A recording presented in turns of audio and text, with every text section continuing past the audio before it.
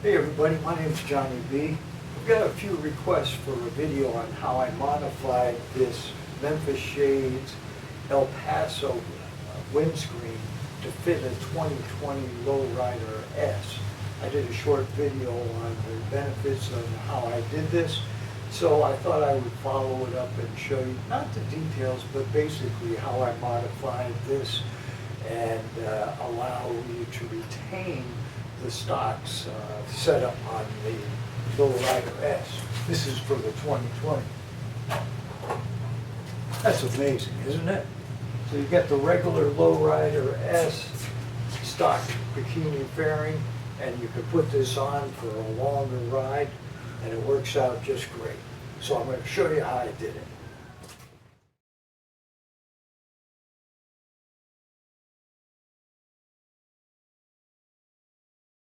Okay, so the first thing we need is the parts. We need a Memphis Shades El Paso windscreen. This comes in 13, 15, 17, 19, and 21 inches high, various colors. I like the dark black smoke, that's what this is. This is a 15-inch. This one in my hand here is a 13-inch. The important thing when you order these is to make sure that you get this for a 9-inch headlight cutout, because while this is 5 3/4, with the fairing on there it's much larger, so the 9 works out the best. You can only get the 13 and the 15 and the dark black smoke. I like the dark black smoke for a couple of reasons. I think it matches the bike exceptionally well, and I was looking for a shorter windscreen. I wanted to make sure that I could look over the top. So let me give you the part numbers here. I want to make sure I get this right. I got a little cheat sheet here. So the 13-inch, which I have here in my left hand, dark black smoke, is MEP 5255. And again, that's for a 9-inch headlight cutout. The 15-inch, this one here, is MEP 5265. Okay, and as I mentioned too, you can order it in other colors. There's a gradient, which might look really cool. It's dark on the bottom and solar on the top. The trigger mount that you need is MEB 2047, and that's in a black finish, which again I like because it matches the bike. It's a trigger lock mounting kit.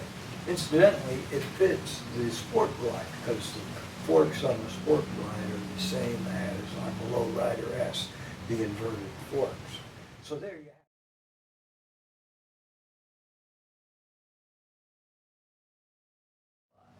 So the first thing we're going to do is we're going to enlarge this. We're going to make this higher arc right here. So we're going to take off this rubber gasket. It's stuck on there. You pull it off. We're going to stick it back on the end with rubber cement. So next thing we're going to do is I'm going to put some masking tape on here for 2 reasons: to protect it from scratching when we cut it, and also to make sure it doesn't chip. Oh, and so I can mark where the cut is going to be. So I've got some painter's tape here, and I'm going to put it on the both sides of the El Paso windscreen, so I can, as I say, mark the cut and to protect the finish. I'm going to use a saber saw with a very fine blade, and I'm going to take my time.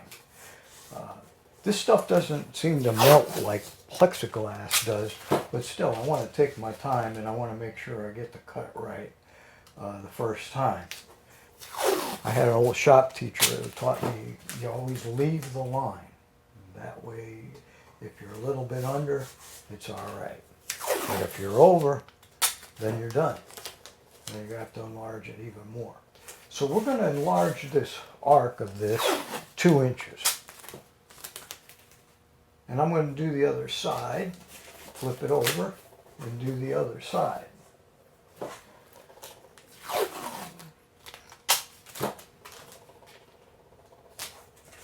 And my thinking there is just to protect it from chipping. We're going to cut it on the convex side.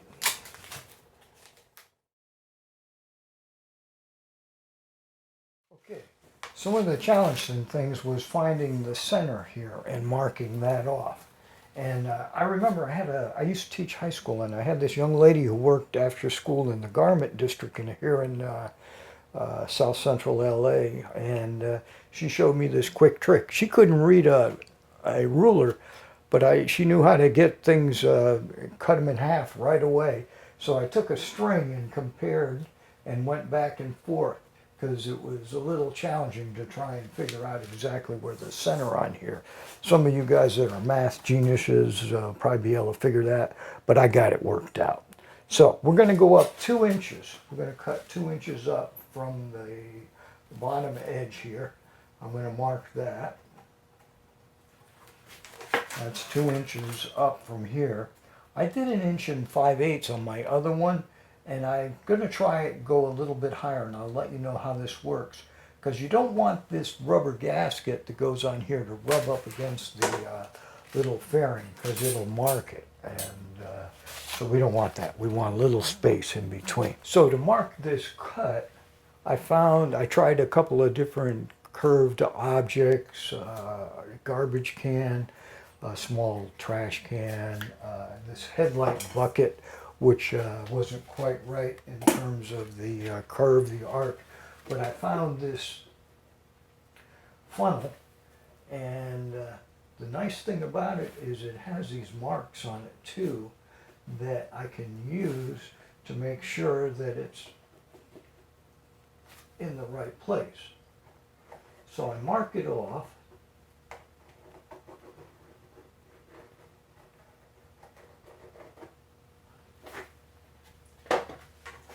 And now I've got the line. I don't quite like that line.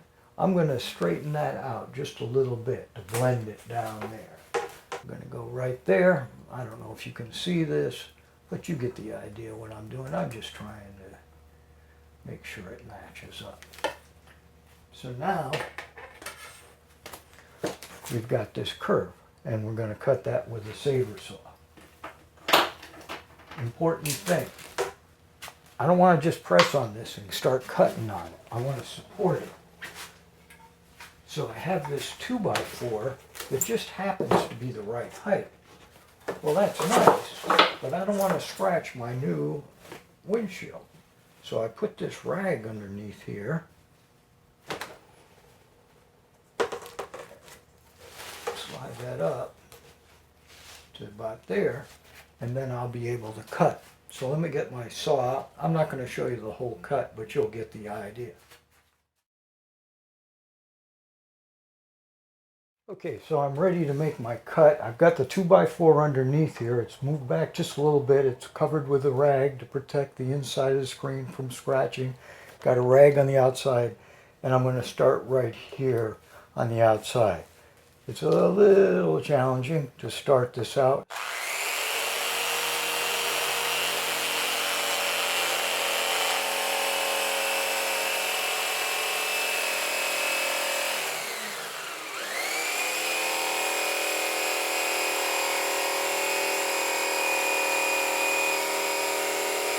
I'm not going to show you the whole cut. It's going to take a while. I'm going to take my time, but you get the idea here. When we're done, we're going to sand that smooth, and of course we're going to also cover that back up with the gasket. Now I've cut this out, and I'm going to smooth this out a little bit. I've got some sandpaper, and we'll go from there. I'm working on sanding it. Incidentally, if you wanted to make this perfectly smooth and clear, like the other edges, you could wet sand it, and that would come out wonderful. But since we're putting the gasket back on there, I'm not too worried about it. I just want to make it smooth, consistent. So I touched that up a little bit with a Dremel tool. Just took this bad girl and went at it very gently, and it came out quite nice. So now I'm going to pull the masking tape off, and we'll put it together and see how it goes. So I'm swapping the hardware, the mounting kit, from my 15 to my 13 inch.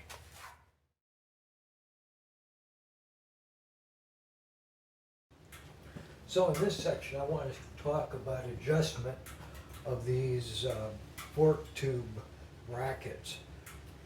The Memphis shades directions are really good, and you can follow those. But I found that the best way to do this is these two pins here, move it in and out, loosen that, so they slide back and forth, and you can adjust the angle of the windscreen. I found that it's best to put these both all the way forward. That way, when you put the windscreen on, it doesn't rub. There's this slight quarter-inch gap all around, and the windscreen doesn't rub up against the small fairing. Now, I found also, you can move these up and down, but I found I like them best with the top clamp right up underneath the top triple tree, and then put this one down. Well, that's probably about 1.5 inches space in between, and then you adjust these up and down so that you get a nice tight fit.